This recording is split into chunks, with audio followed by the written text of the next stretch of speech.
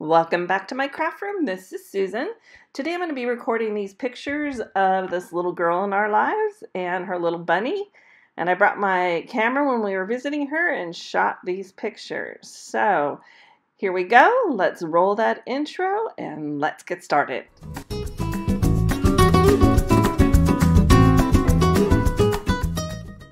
All right, here we go. I've pulled out my package of paper from Flowering Zinnias. And I'm using some of the Close to My Heart Rosy cardstock in there. It's that pinky tone. And in the Stampin' Up products, it's called Melon Mambo. And then the green area paper that I'm looking at my paper packages while this is going.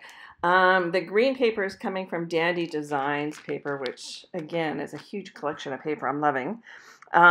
This green, solid green paper that I'm kind of playing with right here, in the long run, I don't end up using it. It just didn't look right to me with the more yellow-green tones up above. So here I'm bringing in another option. This paper in my left hand, or was in my left hand, is part of the on the Zinnia paper group. I don't end up using that either. I was really kind of struggling with how busy the paper is, but on the other hand, I love it because it's so bright and happy. Here I'm just showing you the title of those papers, the green ones that I'm using. I did go ahead and you'll see that 1/2 inch by 12 inch strip at the top. I'm going to cut a few more and use those in place of that solid green paper down on the right.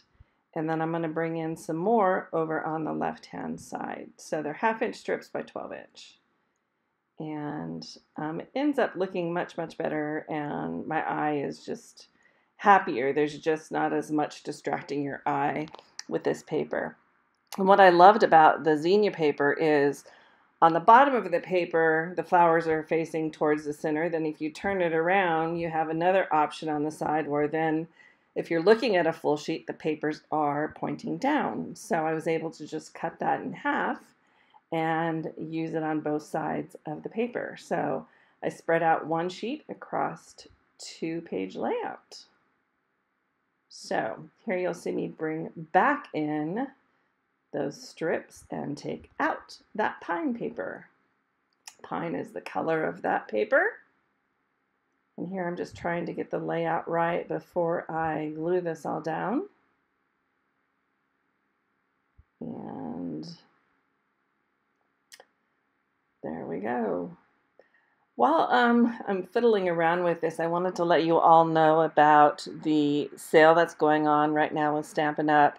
So for every $50 you spend, you get $5 back to spend in August. So if you're anything like me, I went ahead and I bought a bunch of new products to share with all of you.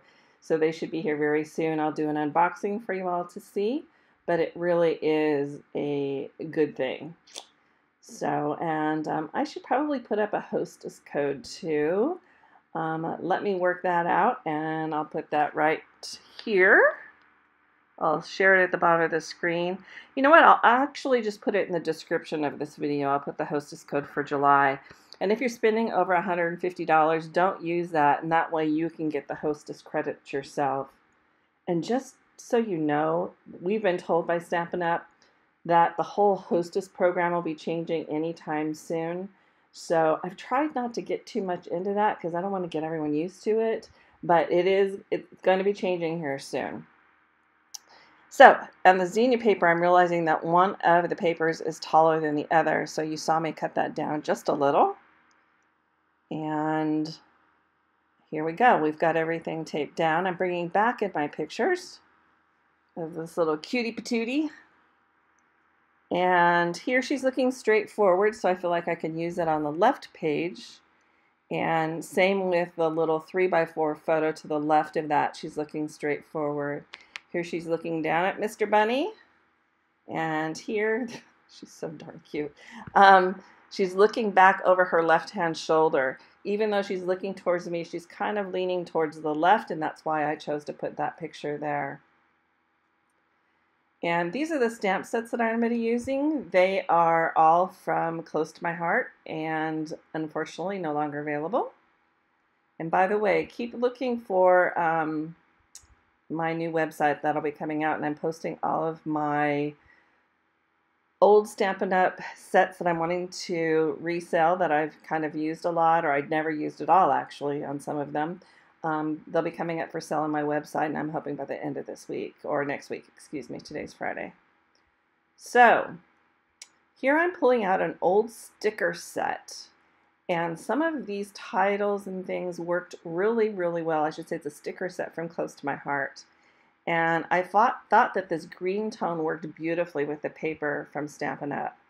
So you're seeing me here use my embossing powder on this, just to take all the stick off my stickers so I can kind of reposition them anywhere I want on the page and not be worried about having them stick, and I can kind of play around with them.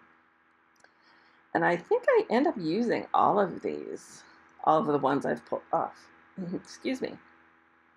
The ones that I don't use, I put in a little Ziploc, like sandwich bag, and put back in with that sticker sheet. Here I'm wondering what the title will be like if I cut these out with these dies from Stampin' Up. Again, I'll have that all linked below. These are the Spotlight on Nature dies. I think I've used them in almost every video recently. I just love them. So I'm pulling everything out. I'm going to stamp it up and I'm going to see what happens here. This is one that I have used quite a bit, and it'll be staying in my collection for quite a while. You'll see me bring in here my Misty stamping positioner, and this is great to use if you're not quite sure, you know, that the stamp is going to get perfect every time. Then I bring this in. Especially helps in not wasting paper. So here you see me doing this, just kind of touching and pressing lightly. You don't want to press real hard on especially text, because it might distort the text. Like if there's a thin line, it could distort it a little. I am using my sticky sheet here, so I'm pulling that back off and putting that back up there to do some die cutting. And now I'm bringing in some of the really tiny stamps from the other sets. And I'm just going to load up this paper because there's no reason in not stamping a bunch of them at the same time. That way I can run them through my cutting machine all at once. So I'm going to lay them out. And remember, if they're new, you kind of want to prime them, or some people call it season them. Just because when they go through a processing procedure, they have like a dust on them. So I usually just take them and rub them on my arm just to get off some of that. And for me, that's worked out really, really well.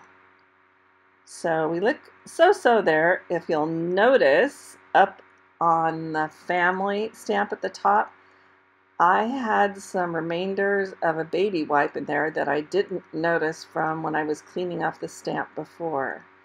So that one pretty much is not going to work.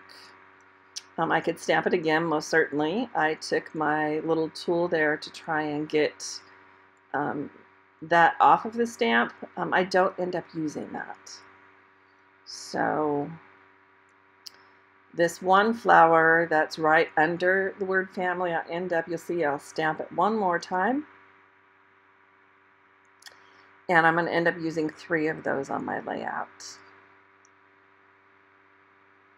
And also, once you're inking up things like this, you want to remember when it's over on the left-hand side and you're inking it, that you may want to put your hand underneath it to make it a little flatter.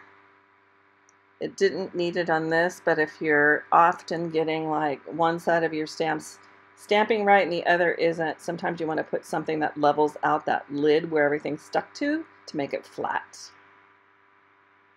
And here I'm getting ready to do my die cutting.